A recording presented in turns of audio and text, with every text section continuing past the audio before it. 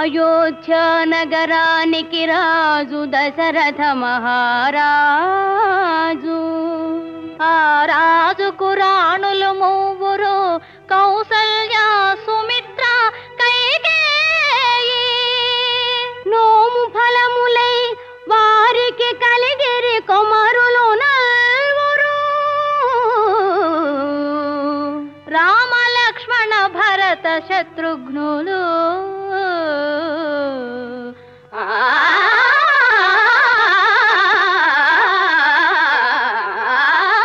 రామ కథను వినరయ్యా, ఇహపర సుఖములను జగే సీతా. రామ కథను వినరయ్యా.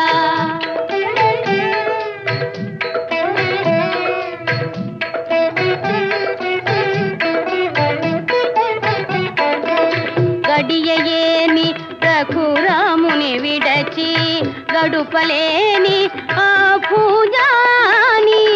కౌశిక యాగము కాతిరమ్మని. చాలా థ్యాంక్స్ అందరికీ. దశరథ మహారాజు సభలో కూర్చుని ఉండగా విశ్వామిత్రుడు దశరథ మహారాజు గారి సభకి వేయించేశారు. నమస్కారం స్వామి.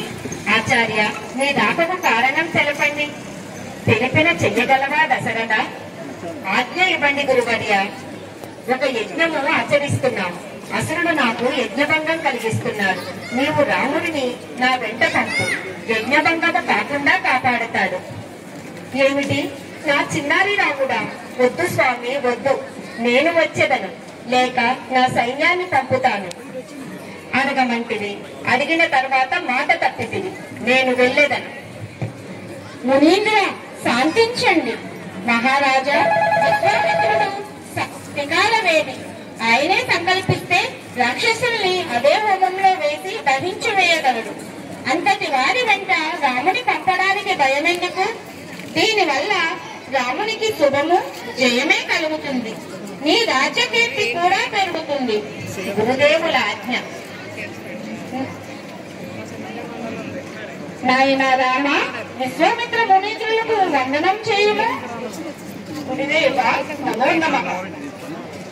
వీరి యాగం నిర్విఘ్నంగా జరగడానికి మీ సహాయం కోరి వచ్చారు. దానికి తండ్రిగారు కూడా అనుమతించారు. తండ్రిగారి ఆనతి శిరసావహిస్తారు. నాయన లక్ష్మణ, అన్నకి తోడుగా వెళ్ళు. చిత్తం తండ్రి గారు. విశ్వామిత్రులతో రామలక్ష్మణులు ఇద్దరు కానలకు వెళ్లారు.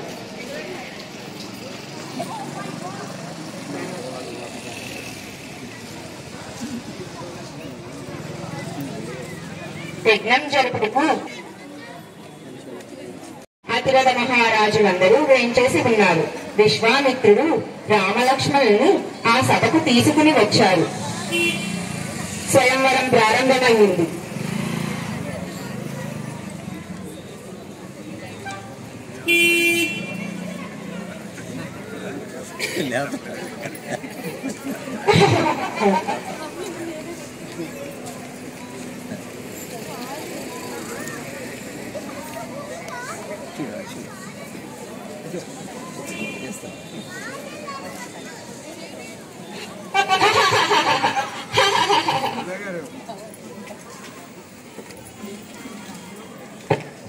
మహోన్నత కీర్తులున్న మహావీరులంతా ప్రయత్నించి విఫలమైనారు. ఇంకా ఈ జనకుని శపథము చెల్లించే వీరులే లేరా? లేకేమి, వీరాది వీరుడు లంకాధిపతి విశ్వ ప్రఖ్యాత ఈ రావణుడు ఉన్నాడు. శివుడు కోదండమెత్తిన వాడికి ఈ కోదండమే పాటిది.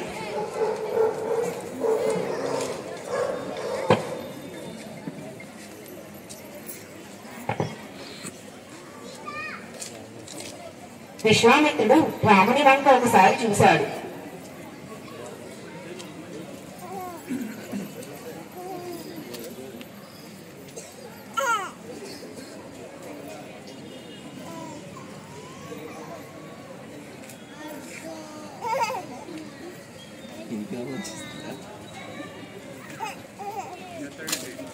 रामचंद्र प्रभु की जय, रामचंद्र प्रभु की जय, रामचंद्र प्रभु की जय।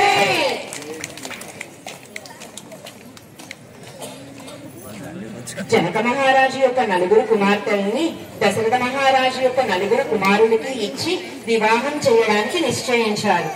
అంగరంగ వైభవంగా కళ్యాణ వేదిక సిద్ధమవుతుంది.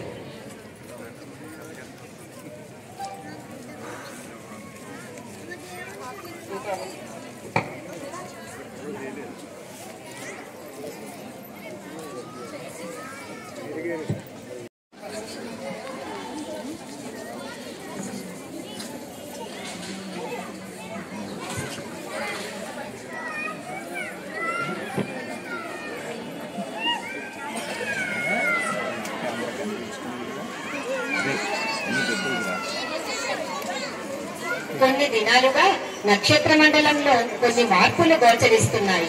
అందుకు తగ్గట్టు జరాభారం నన్ను బాధిస్తున్నది. ఇక పైన ఈ రాజ్యభారం నేను భరించలేను. సకల విద్యా పారంగతుడు, అఖిల శస్త్రాస్త్ర కోవిదుడు, సకల జనా ప్రేమాస్త్రుడు అయిన రామప్రభువునికి ఈ రాజ్యభారం అప్పగించదలుచుకున్నాను. శ్రీరామచంద్ర ప్రభుకి జై! శ్రీరామచంద్ర ప్రభుకి జై!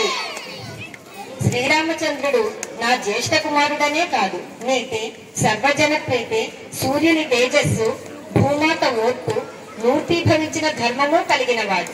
నా రాముని పరిపాలనలో ఈ సీమ చల్లగా వర్ధిల్లుతుందని నా నమ్మకం. ఈ శుభవార్తను రాజ్యం నలుమూలలా ప్రకటించండి. నగరం అంతా శోభాయమానంగా అలంకరించి ఊరు వాడ వేడుకలు జరపండి.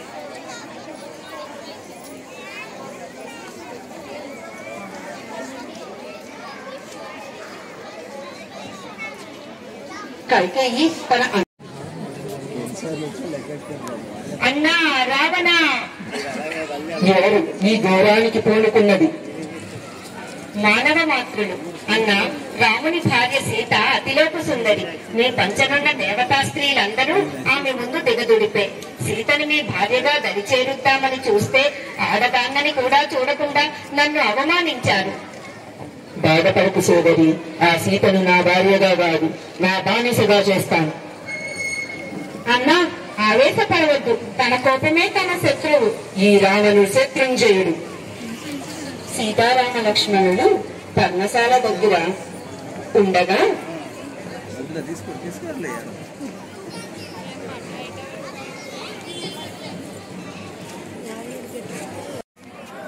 సైన్యంతో వీరాది వీరులందరూ ఓడిపోతారు.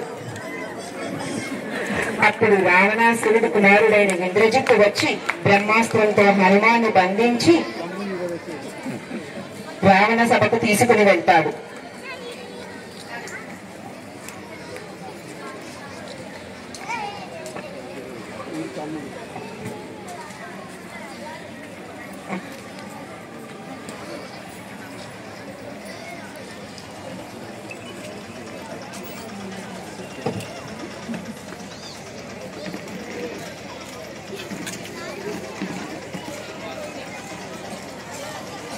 రావణ సభలో హనుమంతుడికి రావణాసురుడికి కొంత వాగ్వాదం జరిగాక రావణుడు హనుమంతుని తోకకు నిప్పు పెట్టమని ఆజ్ఞాపిస్తాడు. దూతని ఏమీ చెయ్యరాదు, ధర్మం కాదు అగ్రజ. ఇతడు దూత కాదు, వానరము. తోకకు నిప్పు అంటించండి.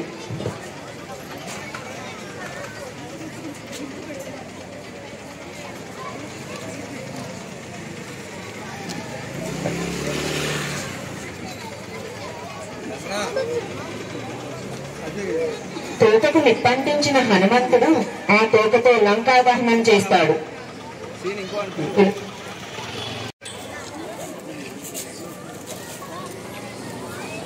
ఒక్క వానరుడు వచ్చి లంకనంతా నాశనం చేశాడు. వానరసేనతో ఆ నరుడు కదిలినాడట. ఇక రణము తప్పదు. అనంతర కర్తవ్యం ఆలోచించండి. అలనాడు మాతో ఆలోచించే సీతను తీసుకుని తెచ్చితివా?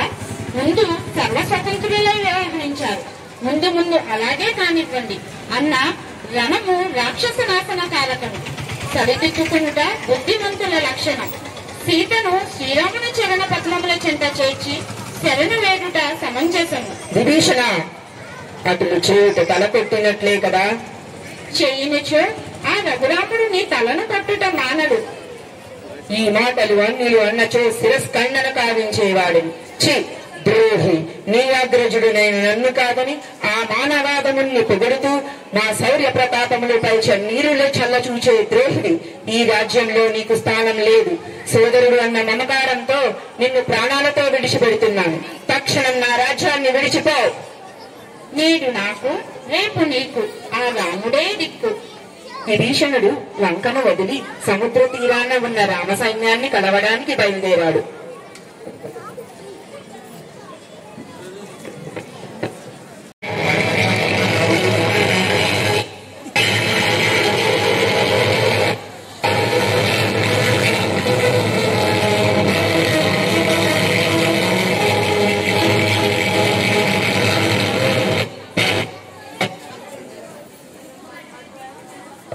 భీకర యుద్ధంలో కుంభుడు, నికుంభుడు, కసిరుడు, మహోదరుడు, కుంభకర్ణుడు, మహాపాసుడు, ఇంద్రజిత్ వంటి అసుర మహావీరులందరూ మరణిస్తారు.